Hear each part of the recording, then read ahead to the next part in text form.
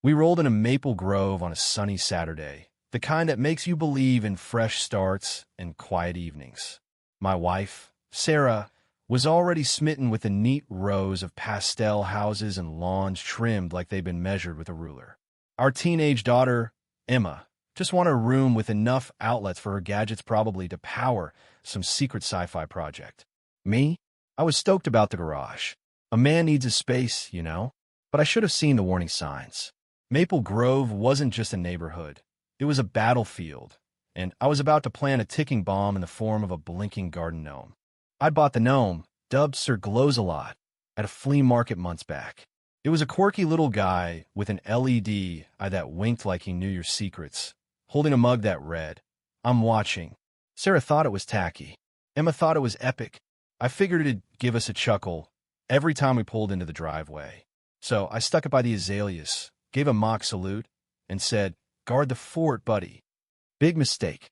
By the next morning, a citation was pinned to our door like a wanted poster. The note, written in prim legalese, declared my gnome a violation of HOA Rule 17C. No distracting illuminations allowed. My neighbors acted like I'd unleashed a plague. One lady whispered I'd spooked her cat. Another swore the blinking was a safety hazard. I laughed it off until I met the man behind the madness. His name was Victor Grayson, HOA president, and unbeknownst to him, my half-brother. We learned that bombshell later, but at the time, he was just the guy marching up my walkway with a clipboard and a scowl. Victor looked like he ironed his personality along with his khakis stiff, beige, and allergic to fun. "I'm Victor Grayson," he announced, as if I should bow. "Your ornament VY-OLAT's code. Remove it." I pointed at Sir Glows-a-Lot, who blinked on cue. "He's staying," I said, grinning. Victor's nostrils flared like I'd insulted his ancestors.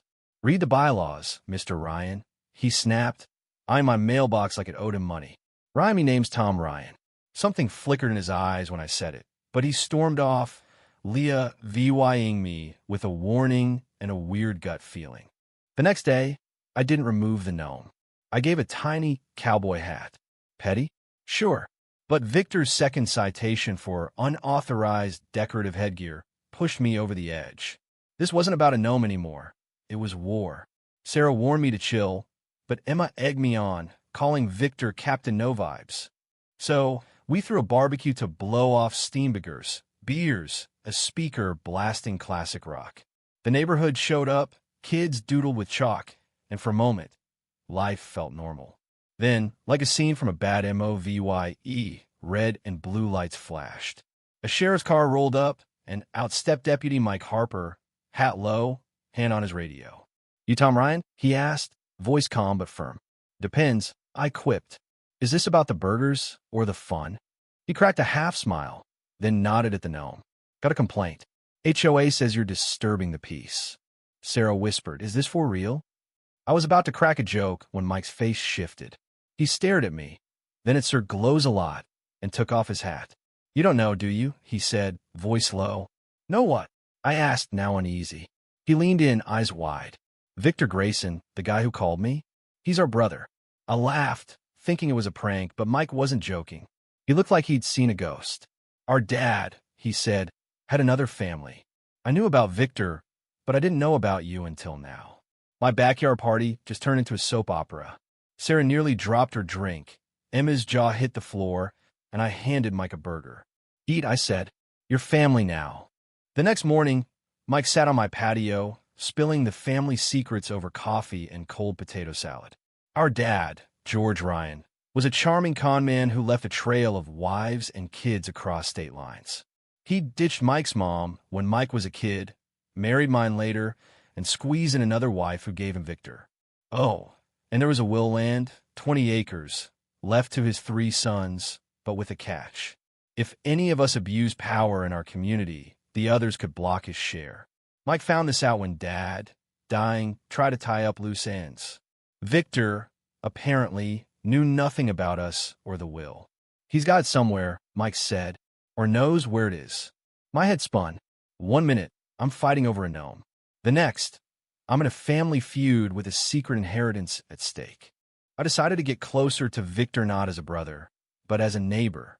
I knocked on his door, which opened to an HOA command center, filing cabinets labeled mailbox infractions and unapproved planners.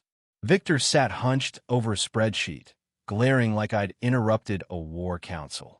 "What's this about, Ryan?" he growled. "The gnome." I smiled. "Nah, something bigger.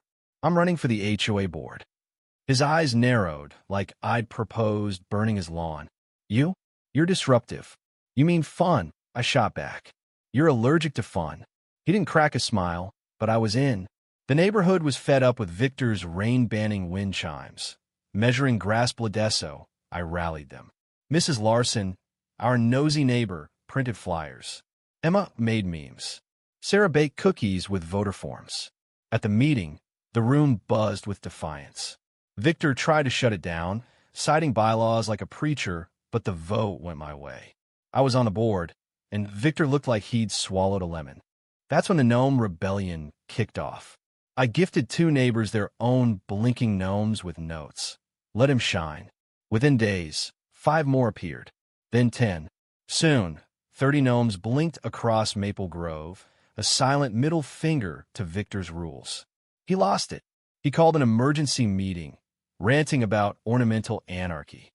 I sat there, straight-faced, while he measured mailboxes at midnight and banned a kid's chalk rainbow for VY Sewell disruption. The man was unhinged. Meanwhile, my mom, Ellen, a master of sneaky charm, infiltrated Victor's social circle with lemon bars and fake interest in his decor. She spotted a locked drawer in his office and a weird painting of a 3-trunk tree. Mike, ever the wild card, suggested we break in during Victor's lawn patrols. Dressed in black because why not? We posed as pest control and a delivery guy. Inside, we found a wine cellar, and in a bottle labeled Emergency Cabernet, a folded document, an addendum to Dad's will. If Victor abused power, Mike and I could freeze his inheritance. Jackpot. We planned the coup. Armed with the addendum, receipts of Victor's shady HOA expenses like Dulaw 300 silk socks labeled maintenance and neighbor testimonials, we called an emergency meeting. The room was electric. I handed out EVY Denke, and chaos erupted. Neighbors waved receipts, shouting for Victor's head. He tried to fight back, quoting bylaws like a spell book, but Mike stood up and dropped the nuke. "Victor's not just your president," he said. "He's our brother." The room froze. Victor's face went crimson. "What?" he stammered. Mike laid it all bare: the will, the land, our DNA. A neighbor gasped. Another laughed. Someone yelled, "He shouldn't even be president." Victor stormed out, and we voted him out in a landslide. That night, we celebrated with wine and cupcakes, Sir Glows-a-Lot blinking proudly. Maple Grove was free, but Victor wasn't done. The next morning, every gnome was gone melted, burned, replaced by a note on my door. "You want war? You've got it. V." The neighborhood went quiet, like it was holding its breath. Soap flooded the fountain. Fake citations filled mailboxes. Our new gnome army, rebuilt via bulk order, was mailed back in pieces, labeled compliance. Victor had snapped. Then came the drone, buzzing over our town hall, dropping leaflets. Illegitimate elections breed weak leaders. Order returns. A crude gnome sketch, eyes X'd out, stared up from the page. Neighbors screamed as the drone crashed, sparking in a hedge. Mike tackled it like a bomb. "He's gone full lunatic," he said.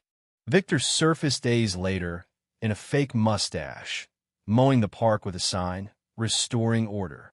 Mike arrested him for trespassing poetic justice. At the next meeting, Victor, zip-tied and defiant, ranted about rules. I hit back. "You're not a king. You're just lonely." He faltered, the fight draining from his eyes.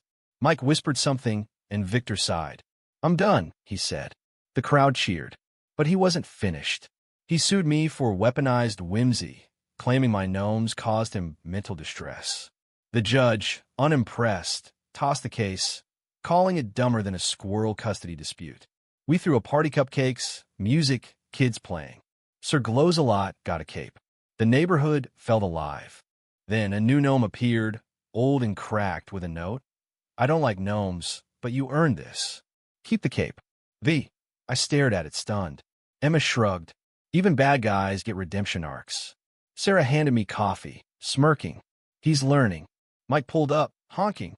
We were headed to a council meeting to talk community spirit. All this, I laughed, over one blinking gnome. Sarah kissed my cheek. Never underestimate weird.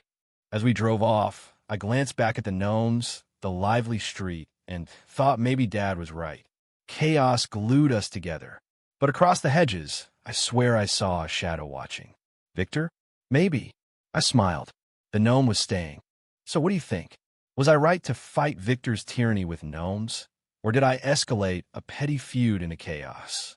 Should Victor get a real shot at redemption? Or is he too far gone? And what about that shadow think he's plotting a comeback? Or am I paranoid? Drop your thoughts below, hit that like button, and subscribe for more wild tales. Let's stir up some debate.